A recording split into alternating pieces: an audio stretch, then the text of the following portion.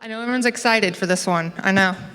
I am too. So I'm going to introduce myself. My name is Kelly Gooden. I am the Executive Vice President for Straight Field Services. And I just want to thank you all for being here. So I first wanted to just throw a quick question out there, just a quick show of hands. How many of us are spending more time fixing issues down the road than getting it done the first time? Let's be real. Come on. All right. Thank you. That's exactly why this conversation needs to happen today. A lot of the challenge we're seeing in this industry, it's not at the end of the line where it's occurring, it's upstream.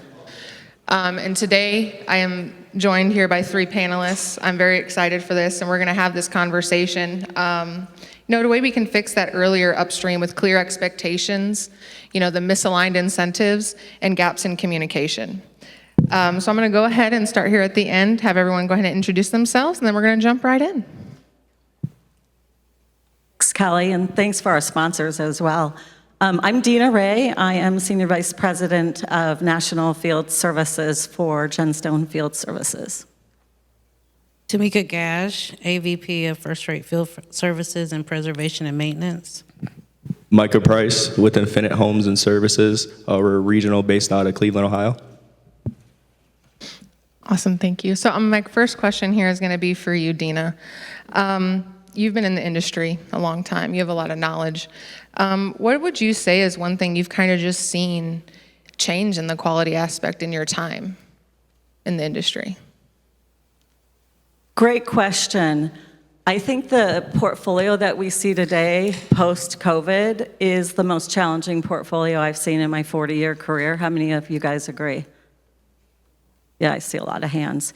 There's been so many forbearances and loss mitigation. Great that we're keeping people in their homes, but they didn't have any money to help them do the maintenance and repairs. So by the time we see these properties, a lot of them have a lot of water damage, that kind of thing. And then we've also had a huge churn rate. I mean, our volumes, because of all of the forbearances and loss mit, which is great, it's kept people in the home, kept the economy going.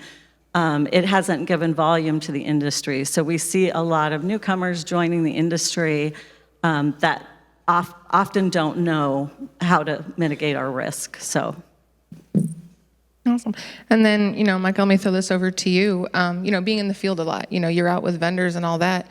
How do you, when you're coaching vendors, seeing that such a change in the properties we're dealing with, because the properties that can sell are selling. The ones that were the easy, hey, trash out, lock change, those days are gone. We're dealing with the properties that are heavily damaged and stuff like that. So how do you combat that with your, new vendors or existing vendors that have been in this industry for 15, 20 years? And then, how do you change, how they're approaching these properties? Yeah, I think it's really just all based on relationships. The relationships that we have with our guys in the field, going and meeting them in person and kind of give them that, not training, but coaching on how to be successful. I kind of like to explain it to them as, you're kind of going to the casino with a lot of these properties right now. You're not going to win big on all of them, but you might get one back for a bid approval. So I think just kind of being there for them and being an advocate for them, making stuff very simple, putting job notes for them, like Matt was saying at the panel yesterday, just kind of taking the 20 pages of information and putting it in one job note so that they can understand it. It's just really just holding their hand through the whole process. Absolutely. I would say a big thing I think we all hear is communication is a problem. And it's not communication, it's the vague communication. And I think we all can agree, reading some of the, recs from our clients, even some of our own work orders. I take the approach of every now and then I'll pull up a work order that we might have had in play for 10 years. And I'm like, ooh, that doesn't really get into the detail of what we're asking, these vendors to do. And that's all we can hold them to, right? This is what the work order says.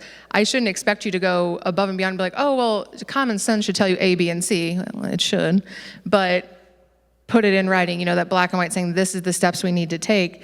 So Tamika, for you, where do you think the breakdowns in quality most commonly start? I think they start kind of like what Michael was saying, and I heard yesterday with when the work comes from the client and it has 50 pages of what's expected for each thing, or we have 50 different work orders going out at one time for the vendor. So I think having a clear expectation clear answers on clear answers on what we're expecting, right? Our expectations. So if I want you to go do a lock change, and I say, hey, here's a lock change order, go do this lock change, and then they go to Home Depot and they buy a lock and they put a lock change on, but we need a HUD key, right? We need the 35241. So having those clear expectations in the work order, explaining to the vendors, like Dina was saying, these are different vendors. It's not the same preservation vendors that we have. And so it's a lot of education going into, or information sharing going into the vendors that we're bringing in now to do these scopes of work. Just to piggyback off that too, I was having a nice conversation last night with a regional as well, and he was talking about just investing in your vendors that you have now. It's really an investment in taking care of those guys. So just to kind of piggyback off that, I think that's huge. Yeah, I think 100%. And I've heard this a lot, said yesterday. These vendors, and I think it was Kelly Chambers talked on, about G7 and making it a very vendor-focused company. It's one thing I would also say, I think for a lot of our companies, we are vendor-focused, especially at First Rate. Several of us started as vendors in the field. I started as a vendor in the field. Tamika's been a vendor for many, many years. And it's important because they're the ones out there, doing the work. So really it's looking at how can we help the vendor? We're always like, they got to do this, I need this, this, and this. And it's like, but what can we do on our side? So Dina, kind of question, shooting over to you, where does the communication, do you think, breaks down? Is it before the job, kind of during, after, and why do you think that's happening? Well, one, and I know we've talked about this at different conferences over the last couple years, back in the last recession when, hey, I was getting 8,000 REOs a day, and we were doing 3-day turnaround times. The SLAs haven't changed significantly for the agencies, and a lot of our properties are rural. I mean, you're driving 4 hours round trip to get these properties done. I feel like you gotta be honest with us. You've gotta level set expectations, and there's a few work orders that you just have to prioritize to mitigate all of our risk for all of the stakeholders, including our clients. And that's the initial secure. That is the number one most important critical work order. And if you tell me you're gonna do it, and we're proactively going out there in pre-sale from the time we believe it's vacants posted by the inspector, we're getting you lined up to do that when the window of opportunity is up within that next week. If you tell me you're gonna do it and then you don't do it, you've put risk on the whole supply chain and our clients. So if you're gonna do it, do it. Don't lie to us. If something really happens, call us, or don't take the order. I think what we're seeing is a lot of our partners are condensing their geographical footprint because they told us they could do this big area and then they realized they couldn't. And now our partners are starting to see their scorecards. They're getting emails of their scorecards, and they're seeing, and then we're coaching, and we've got the best director of operations out in the field that we're getting comments, hey, we've been 29 years in the business and we've never had a personal person show up and show us what we're missing.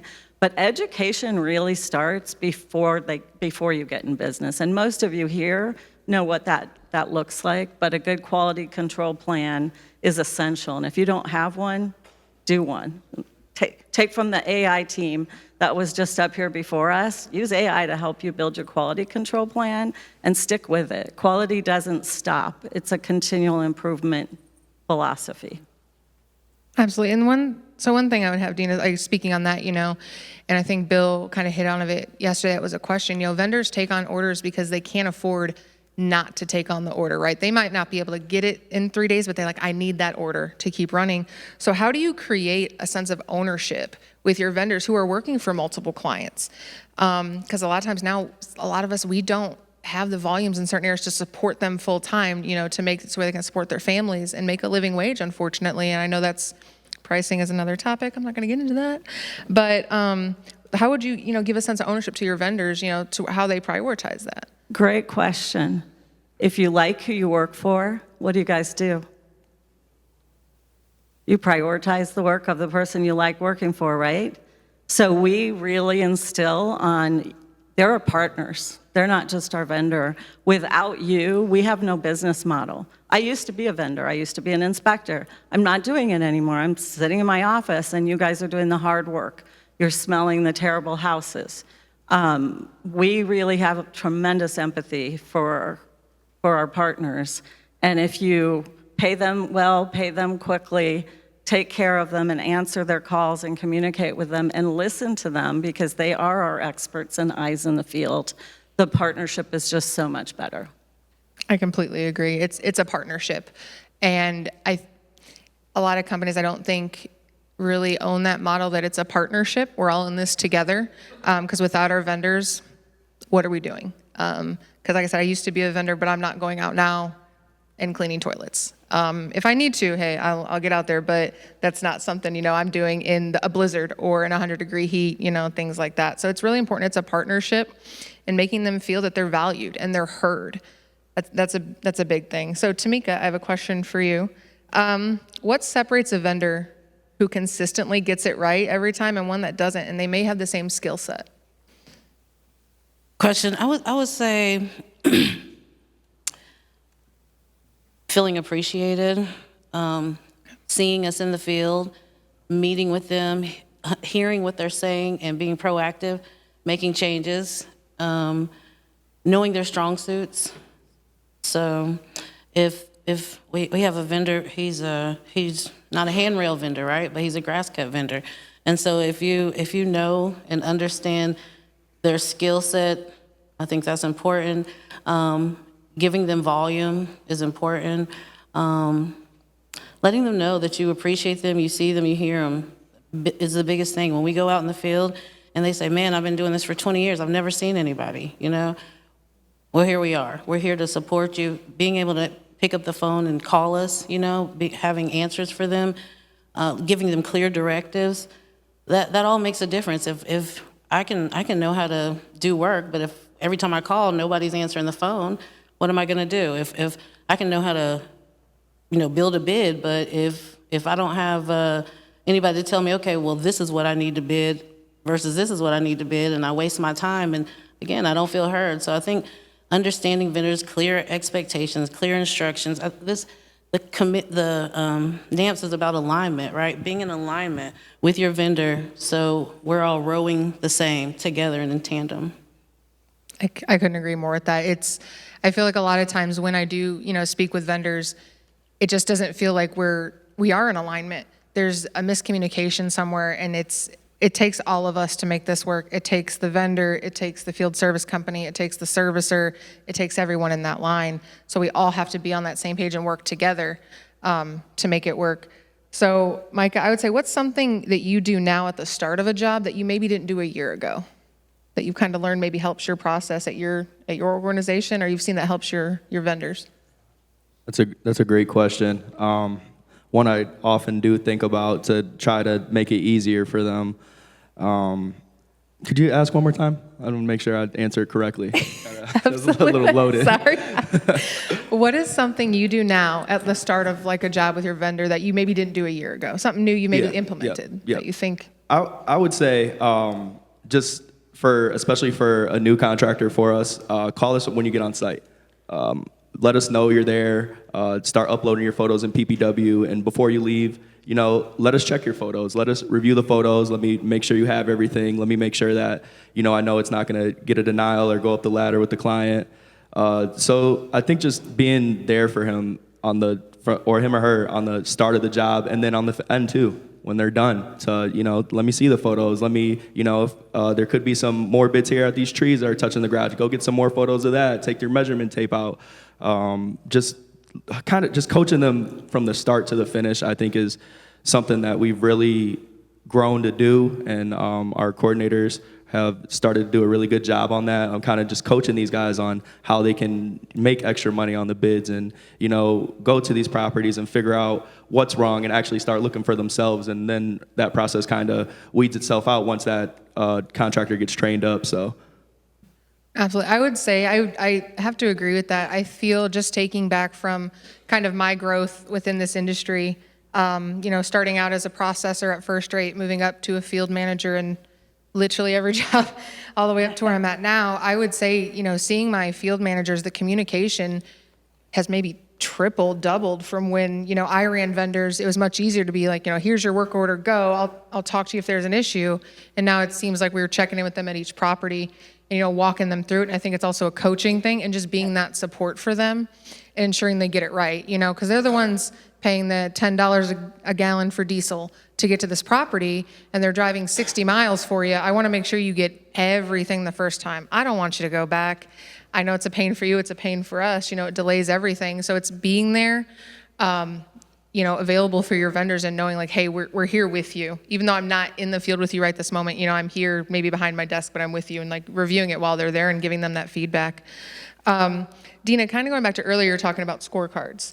So what would you say is a metric maybe you've been grading vendors on, but you think should be removed, or maybe you guys have removed over at Genstone that you think is just not a fair metric or something that maybe didn't help the process? Well, I think when everybody wants to have everything done in 24 hours, right? Most of your clients want it yesterday.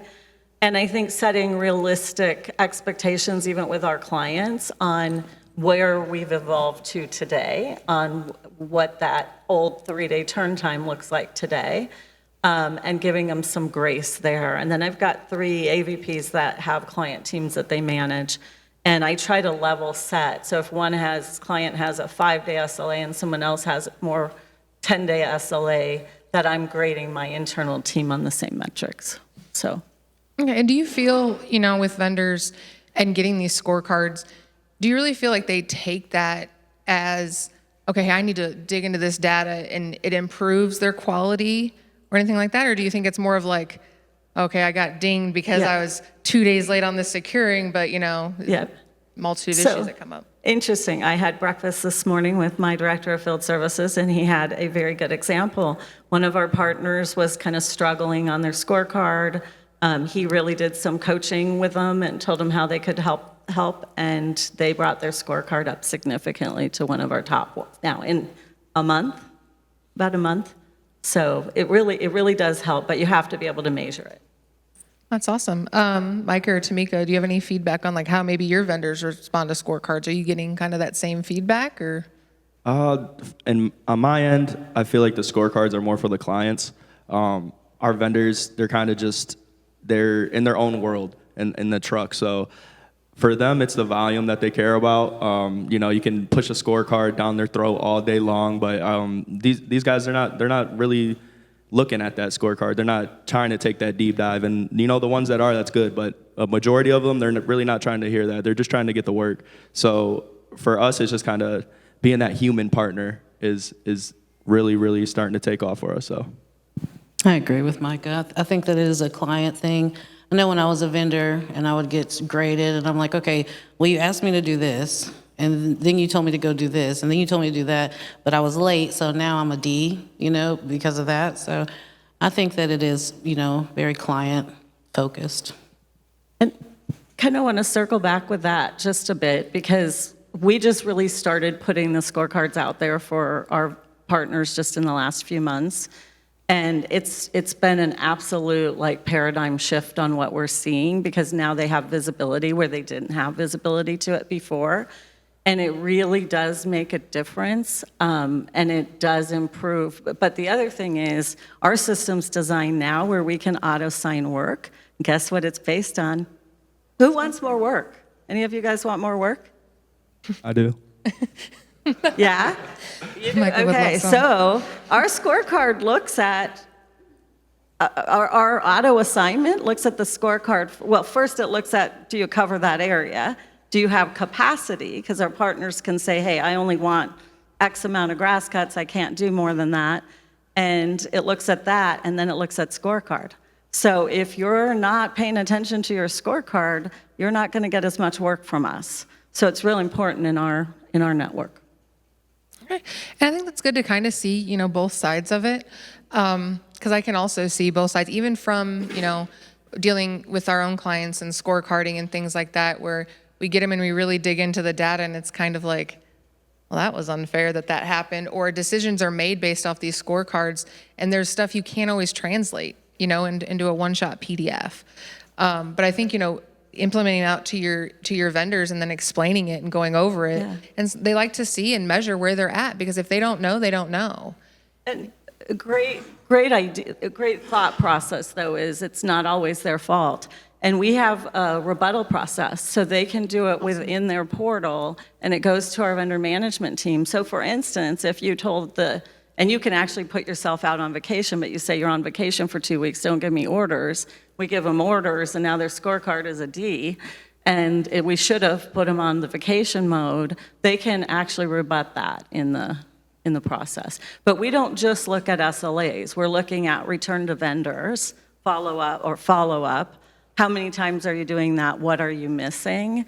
And I really recommend, if you don't have a good quality control plan and you don't do a root cause analysis, one of the biggest things we see is dump receipts.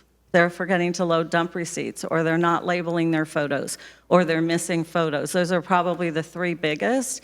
But if you're not asking the 5 whys as to why is this a repetitive thing, you're losing money. You're spinning your wheels. You could be outbidding and obtaining jobs, but you're going back and forth, getting all of this documentation in these rural properties.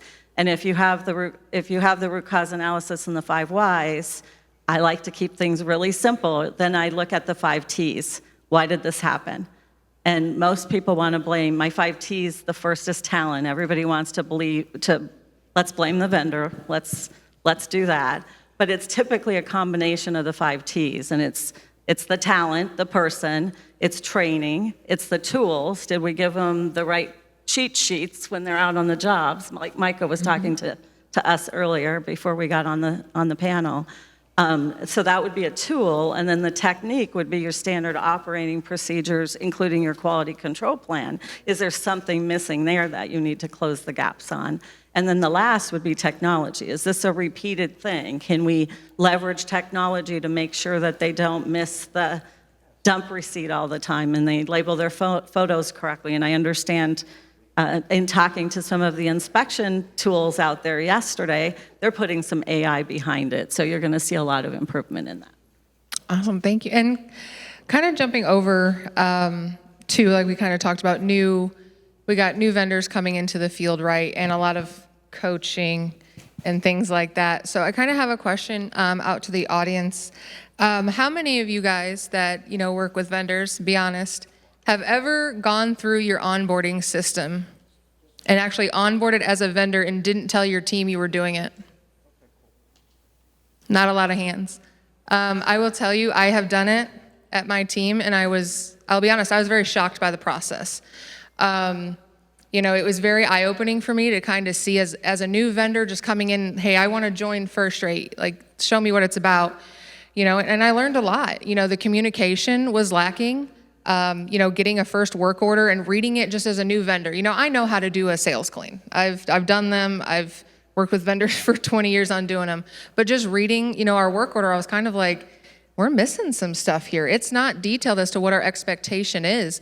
And it was very eye-opening, and I would encourage, you guys to go through that process from your vendor's eyes and seeing what they're seeing when they're onboarding into your companies. That's really important, especially with all the new vendors we have coming into this industry. We have a lot of vendors coming in from all different areas, just general handymen. You have private contractors that are coming into this. People from kind of all over, and a clean, me and Dina, we were just talking about this, a sales clean is not the same as an REO as it is for a private homeowner, as it is for a commercial client. There's different expectations, and then clients have different expectations.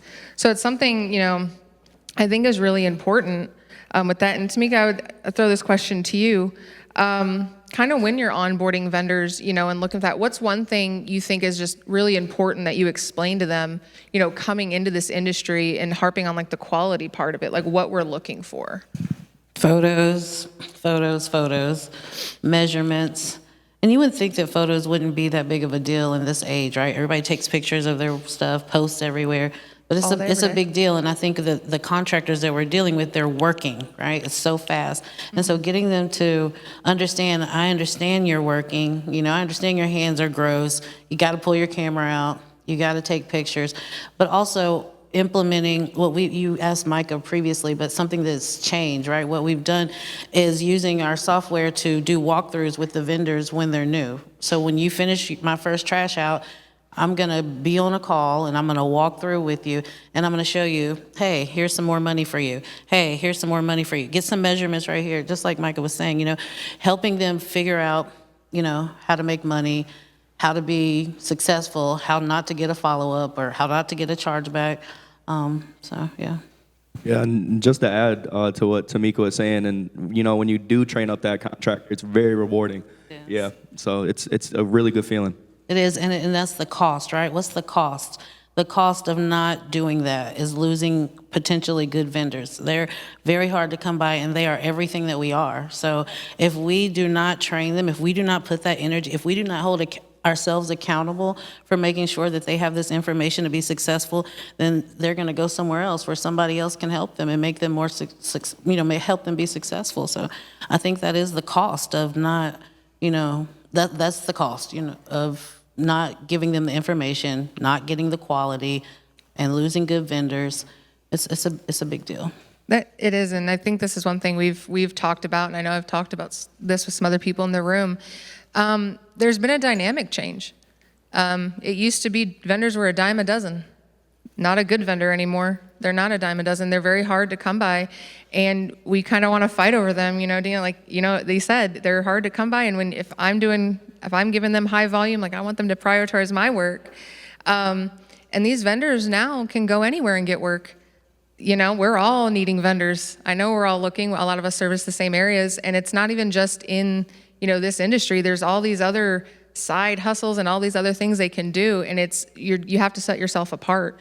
And I think that leans into the partnership aspect. You're not just a guy, hey, I'm throwing money to every single week. Hey, you're John, and I'm John, I know you, I know your family, and we want you to work with us and help grow this company, and we want to grow our vendors' company. I think that's a big thing that we all should be doing. I know it's a big thing we push at First Rate is we want our vendors to grow their business. We want them to be successful, absolutely. It's important. It's important for the communities they service, and it's important for our industry as well, that we help grow these vendors and we give them every tool available to be successful. I think that's really important. Kind of kicking it over to incentives, with vendors. I know a lot of us do incentives hey, if you get 100% on your scorecard, we're going to do this. Or, if your SLA is here, this is for that. Mike, I'd kind of ask you, one with incentives, have you ever put an incentive in place that you feel maybe backfired and didn't really give you the quality you were looking for? Yeah. One that I always do is in the rural areas. We'll eat the cost, and I'll give my guy a trip charge because I understand the gas prices right now, and he's my guy. I want to take care of him, and then we go to the property and it's occupied. That's probably the main one that we'll deal with. Another one. Come back to me. Yeah. Okay. Come back to me. Anybody else? Dina? Anybody else? Yeah. I mean, it's definitely a good question. I think that it's difficult to get quality over when you're wanting speed. So I think it goes kind of to the SLAs. Sometimes on the inspection side, we've got 30,000 FEMA inspections to get done. We'll give you X amount extra if you get it done in 24 to 48 hours. And then sometimes you get what you pay for. Sometimes you don't. Some of them are real good at it still, but... Right. I think that's the thing we battle, right? Speed versus quality. Can you have both? Because quality, to me, quality will always take the front seat. We want to give a good product to our clients. We want safe properties and things like that. And speed, kind of looking at it from my aspect, it's is it really that big a deal? It took an extra day to get that done, things like that. But I do understand there's other needs above mine. Everyone has a different person they answer to and different requirements and things like that. But I think it's important, that's something we have to look at and be real about, right? You can't have it all. I know we want to have it all and eat have our cake and eat it too, but there's sometimes you have to make a decision. Is it the quality you want or is it the speed? And I know we've sat in rooms, Tamika, and talked about hey, I really need this vendor to do that job because I know he'll do great. We'll take the hit. It'll be 2 days late. We tell our client, hey, this is who I need there. And just say that, and we take the hit on that scorecard, But we want to make sure that at the end of the day, that client has a great product and it's done right. And I think the honest transparency, if you're taking an order and we say we need to have it done in 5 days and you say you're going to do it, but you have no intention to do it because you can't get up there for another week, tell us. Let us have that conversation with our clients. Let us make sure we understand. I'd rather you be honest than lie to me, take the order, now I'm trying to find a new partner at the last minute because you failed me. And that's going to be represented on that scorecard too, and future assignments. So if you want to be successful, you're going to constantly, things happen. Trucks break down, kids get sick, family members get sick, things happen. We understand that. We're empathetic, and our clients do too. But you have to be honest with us. You have to tell us the truth, not. I would 100%, I'll kick it to you, Mike, but I 100% just, what is that age-old saying, honesty is the best policy. It's being honest and transparent. And I know a lot of us came from times where that wasn't the case. I mean, I remember you may have reached out to your client and said, hey, I really can't get to that, clean until Tuesday, and all of a sudden your entire queue was gone. Wild experience, but it's there and it exists, and I think that fear is still there, but that's where I think have to do better as nationals and regionals and things like that, and understand life happens. We're all living life here, and I understand we think that job is top priority, got to get it done, but also that your vendor has stuff going on too that we have to pay attention to, and it's on us to translate that to the client. But like Dina said, you got to tell us what's going on. That's most important. Don't just go silent. Don't go radio silent on me. We're here to support you 100%, but just, you got to let us know what's going on. Yeah. Don't overpromise and underdeliver. Correct.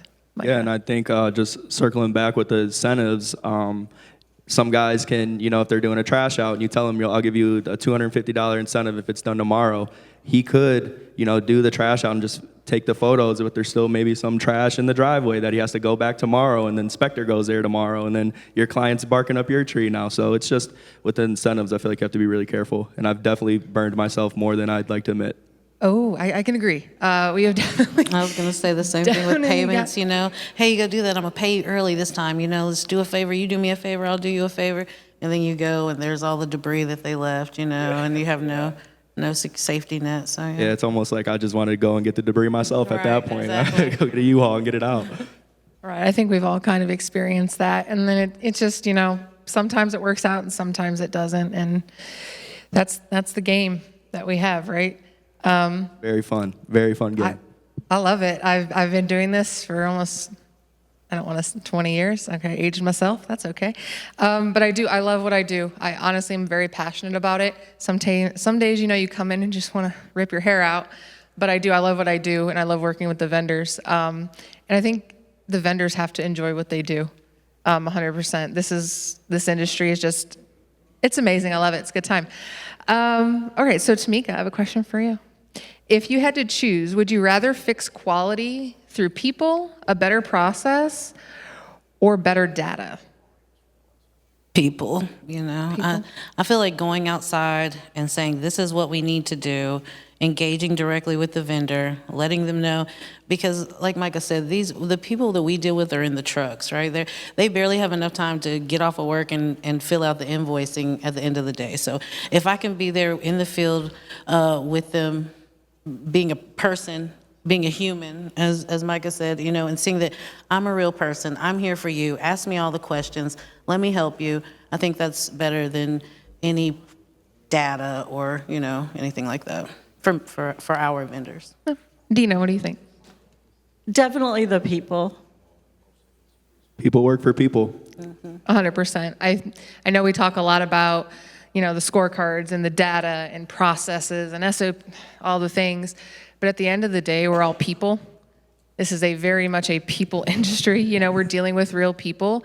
And I know we've said it a few times already up here, and they have, people haven't seen, you go to your vendors and they haven't seen anyone in the field for 20 years. And I was shocked by that. I think when a vendor told me that, I was like, what do you mean? I'm out in the field, even in my role currently, I'm out in the field at least once a month, if not more, to meet with our vendors, walk these properties and see what they're doing and understanding. Again, it's a partnership. We're here with you, and for our clients too, to also give them that extra level of like, we care about these properties. We're not just taking an order from you and sending it off to get it done.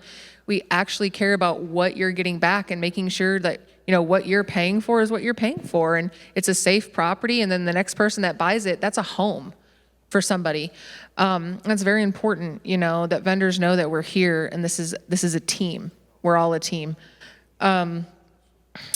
So I guess, Dina, I'll go to you. Or one question. What is something you probably will allow flexibility on, maybe not be as strict? Good question. Oh, did I stump you? You're honest with me and you need an extra day or two, I probably am going to give that to you. That's probably we are dealing with so many compliance issues and regulation issues. Absolutely. And I like to keep it simple. I used to be a head contractor for 20 years, and I printed all the Code of Federal Regulations. It was an entire case of paper. That's just to know everything in those contracts. But keeping it simple, and this is for any pre-sale, it's safe, sound, secure, sanitary, and then your regular requirements like winterizations, grass cuts, snow removal, secure. But safe, sound, secure, sanitary. Brooke at Loan Care yesterday said it right. Don't give us a bid to remodel the whole house in pre-sale. That's never going to happen. It's wasting our time, your time. You're thinking you're going to get revenue that you're never going to get. But there's a lot of bids with safe, sound, secure, sanitary.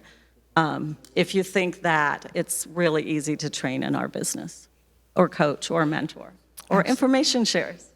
Safe, sound, secure, sanitary. I like that. That's one of my favorite sayings of hers. I heard her say that, I think at MPPC a couple years ago. We were talking about that, and it makes sense. And that's exactly what we're trying to do. So we have a little over 5 minutes left. I do just want to open up to if there's any questions out here. Anyone has that we can answer? Really, not a question. Thank you. Mr. Shannon. Hello, DeShannon with Freddie Mac.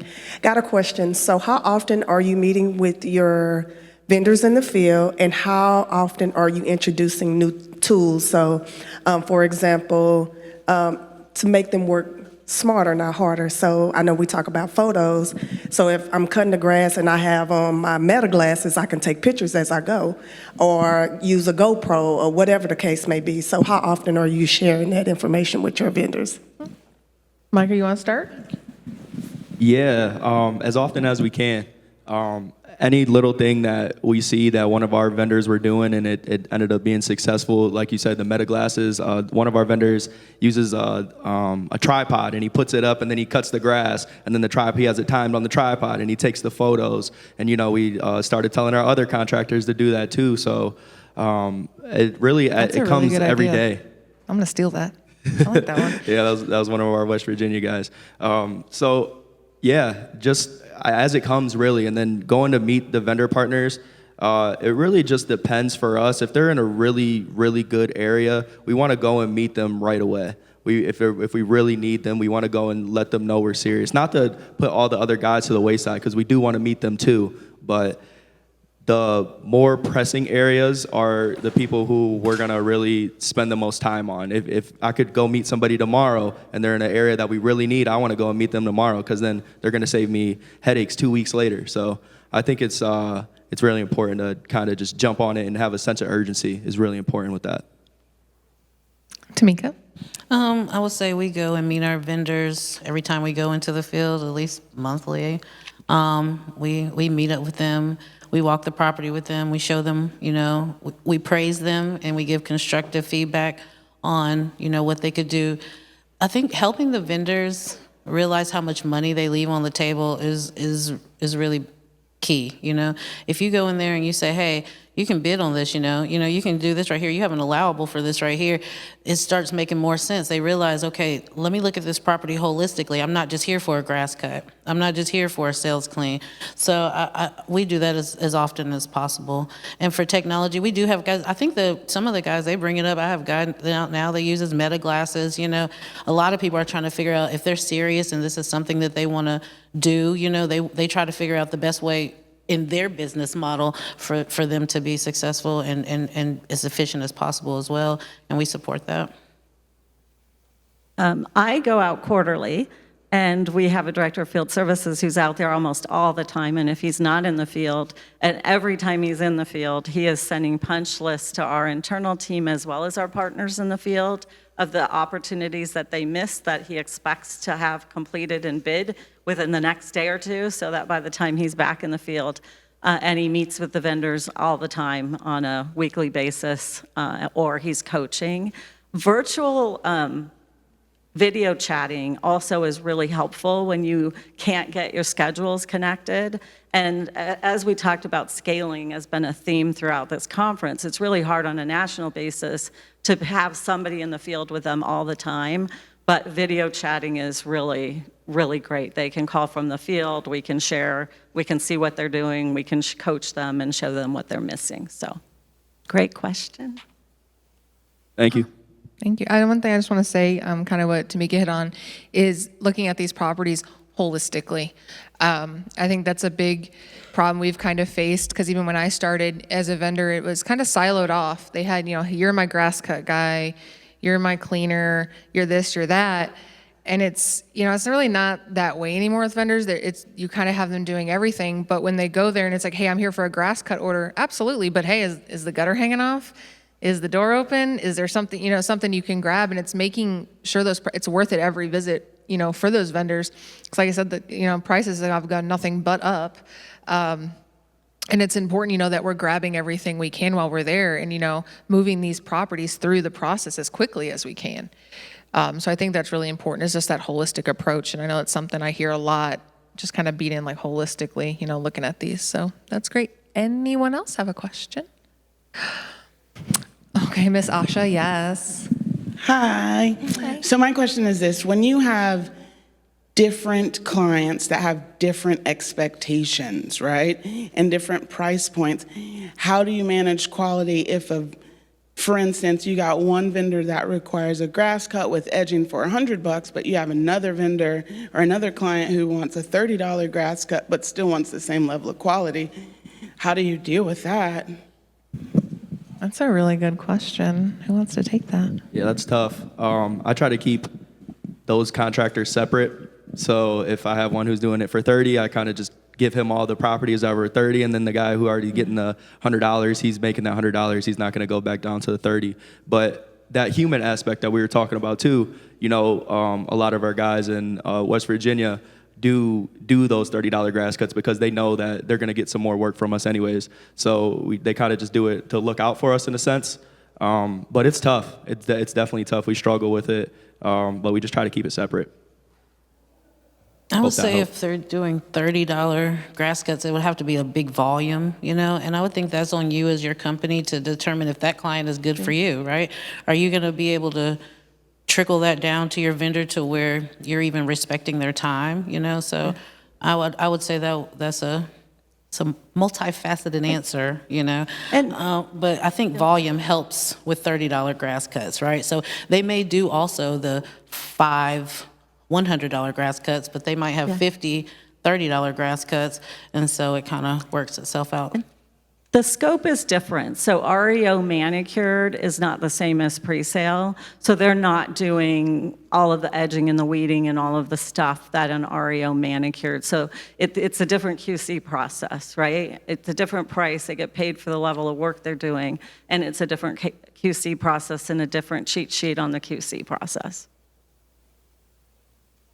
And kind of just to, jump in on that, I think, I can kind of see what y'all are saying. I definitely understand when you have a client that wants manicured and they're willing to pay for that in the vendor's time, and then you have a client that's maybe like, yep, these are $30 cuts, and you look at how that trickles down, and you do have to look at that. Is that worth my vendor's time? Because like I said, are you going to hire 2 vendors to cover the same area, but hey, you get this client's work, you get this client's work? Is that really fair? Because the one vendor who's doing it for cheaper might do an amazing job on the manicure too. So it is kind of looking at that, and and I know sometimes we even do it depending on the area. It's like, this client pays a little less. I'm going to keep paying my vendor the same because I want the same result at every property. We treat every property the same.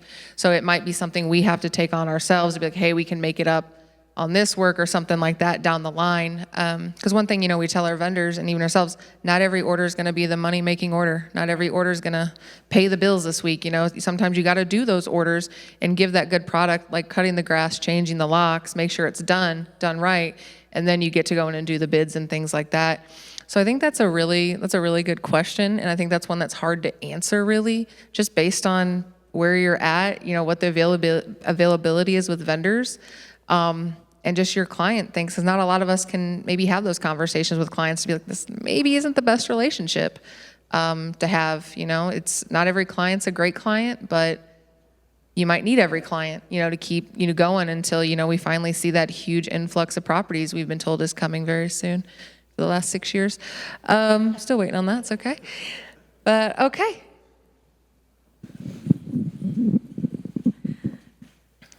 Speaking on scorecards, it was interesting to hear the perspective of the vendor companies that scorecards are for the client. And from a national perspective, we also utilize scorecards and performance to drive assignment. So knowing that as a vendor company, how do you manage that with your field network if knowing that they don't necessarily care about the scorecard specifically or don't understand it? Are there ways that you're still internally driving performance knowing that that's going to drive your volume with the clients? Well, they still have their due dates, in their SLAs, and it's also just talking to them and being honest, like, hey, if we want to keep this work here, this is what you're going to have to do, right? Just being transparent to them.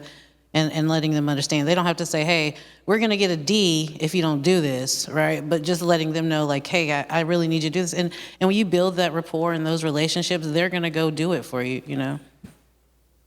Yeah, and I think our guys in the field, they're not too honed in on the scorecard because they're getting work from all the nationals that we have. Right. So for us, it's